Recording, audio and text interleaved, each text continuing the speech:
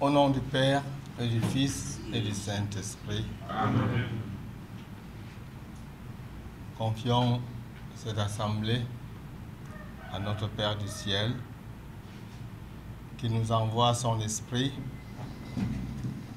pour qu'il nous guide, qui nous inspire ce que nous devons dire, ce que nous devons faire, et qui nous donne surtout la force d'accomplir ce que nous aurons décidé, ce qui nous aura inspiré.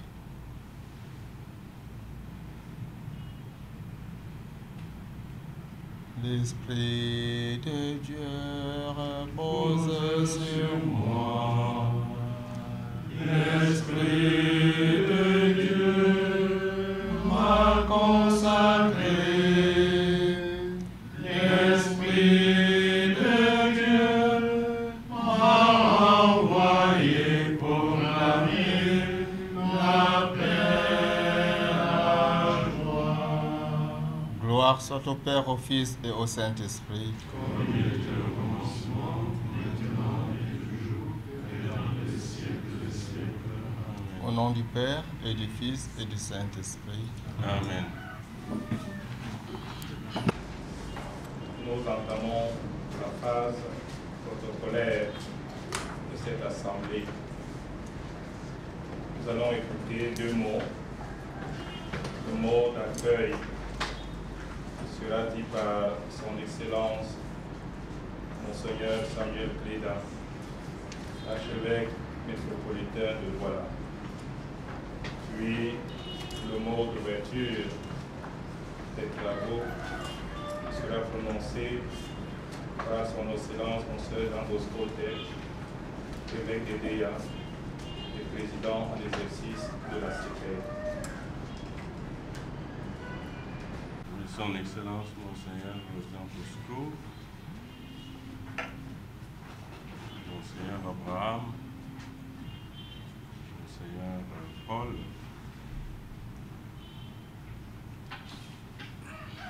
Monseigneur les vicaires généraux, les abbés, les chanceliers,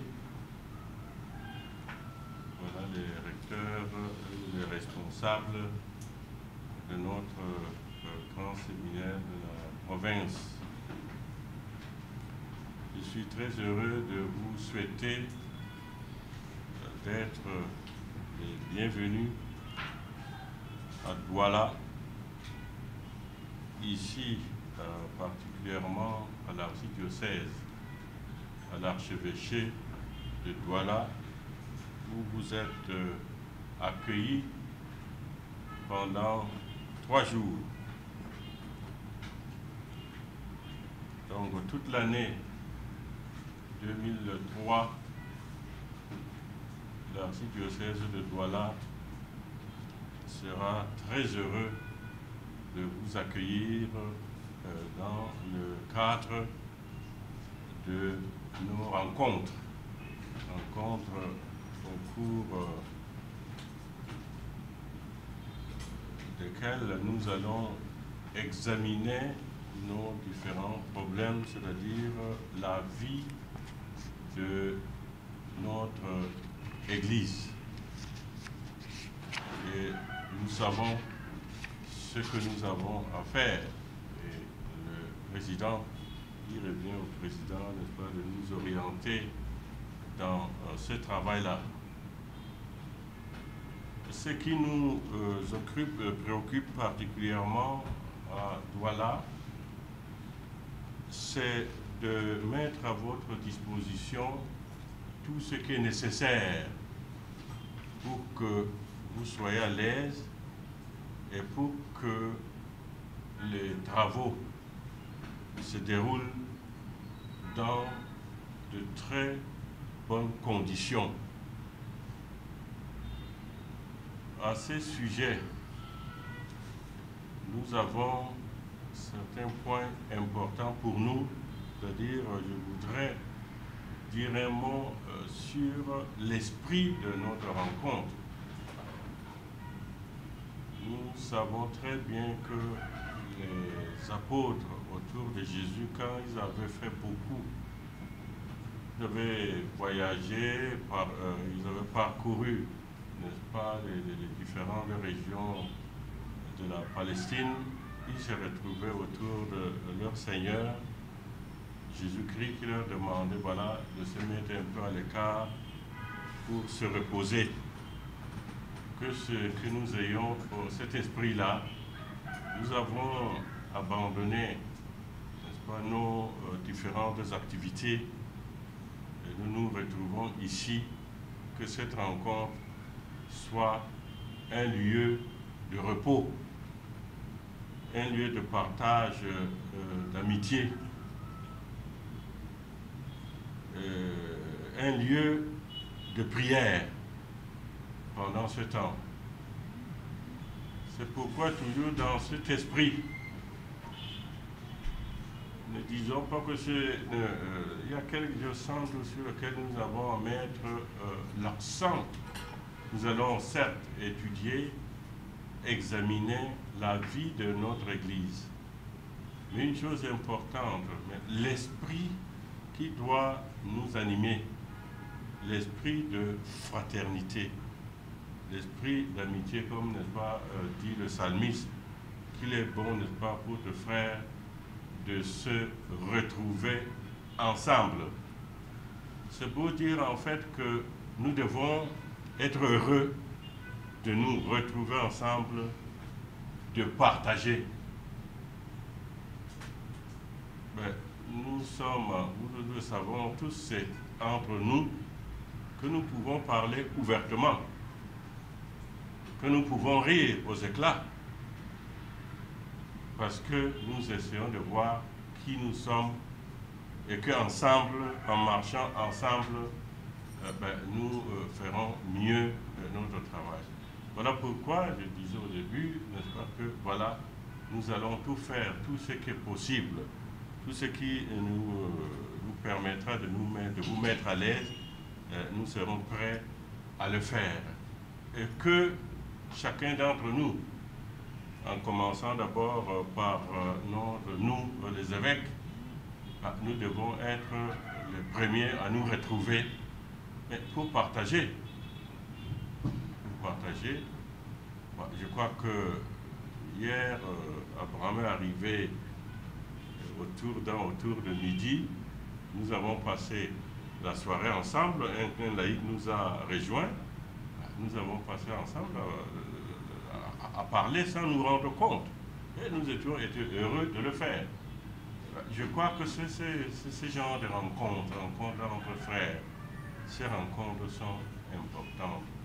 Et nous devons nous imposer, vous également, et puisque pour vous, ça ne pose pas de problème, vous devez obéir. Donc vous êtes là. Mais nous autres, à qui, n'est-ce pas, nous devons obéir?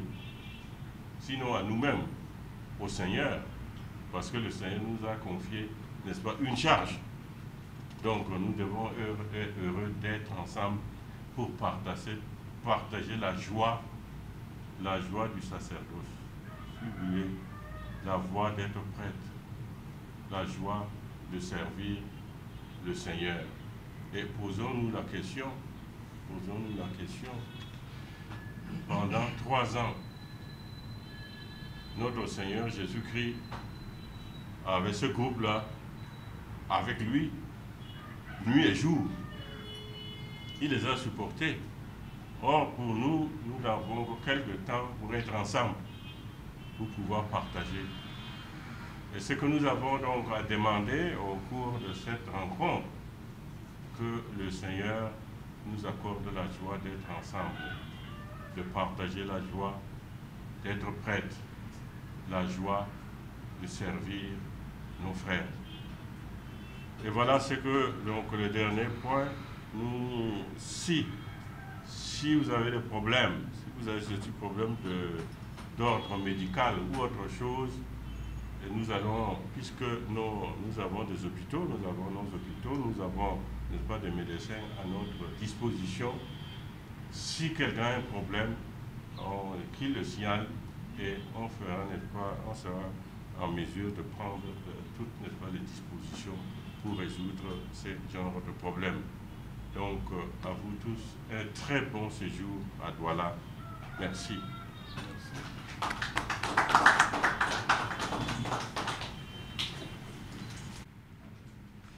Excellences, chers collaborateurs, grâce soit rendue à notre Père du ciel, qui nous donne la joie de nous retrouver en cette année 2023 pour notre première session ordinaire. En novembre dernier, en Ndunge, nous avons réfléchi particulièrement sur deux sujets importants, à savoir l'évangélisation en tant que mode de transmission de la foi et la catéchèse comme enseignement de la religion catholique. La tâche de la catéchèse, c'est d'aider à entrer dans l'esprit, donc de dire la parole dans l'horizon où elle peut être signifiée et être comprise. En plus simple, la catéchèse aide les personnes de la communauté à comprendre la foi catholique, à la vivre et à se l'approprier de manière personnelle. Évangélisation et catéchèse se rejoignent donc dans l'attachement à la personne de Jésus-Christ et à son message qui nous engage dans une vie de communion avec Dieu, son Père et notre Père. Évangéliser ne saurait donc plus se résoudre à une transmission plus ou moins héréditaire du principe de la mission, du principe de la foi, autant pour moi. Celle-ci, tenant compte des contextes culturels et sociaux, ainsi que des vécus politiques et économiques, sociaux de nos sociétés, elle doit se préoccuper de l'éveil de la foi en tout être humain, fils ou fille à l'image de Dieu. L'éveil de la foi constitue donc une première approche de la catéchèse, un commencement d'apprentissage de la vie du Seigneur. Ce n'est pas uniquement la pratique à la préparation à la réception des sacrements, préparation souvent confiée à des hommes et des femmes exceptionnellement ou communément appelés catéchistes, mais dont la compétence est parfois des plus douteuses, même si leur implication à la vie de groupe dans leur communauté paroissiale peut être d'une grande importance. Il ne faut pas oublier que le départ de toute catéchèse est la parole de Dieu. Or, tout prêtre est avant tout ministre de la parole de Dieu. C'est ce que saint Paul déclare aux Corinthiens dans sa première épître. Le Christ ne m'a pas envoyé pour baptiser, mais pour évangéliser, non point avec les discours de la sagesse humaine, afin que la croix du Christ ne soit point anéantie. 1 Corinthiens, 1er chapitre, verset 17. Il nous faut donc avoir le courage de réviser nos modes d'évangélisation, c'est-à-dire comment nous engendrons la foi chez nos frères et sœurs qui nous sont confiés à la suite de notre appel et de notre accession au ministère sacerdotal. Les vicaires généraux, pour ceux qui ont eu le courage ou la conscience d'ouvrir ce chantier et par des méthodes, ont réfléchi sur les méthodes de notre évangélisation, comment nous nous présentons ce devoir à nous confier par le Christ. Et ce n'était qu'un début de travail intéressant qu'il faut à tout prix continuer à partager avec tous les protagonistes de l'évangélisation dans notre province ecclésiastique.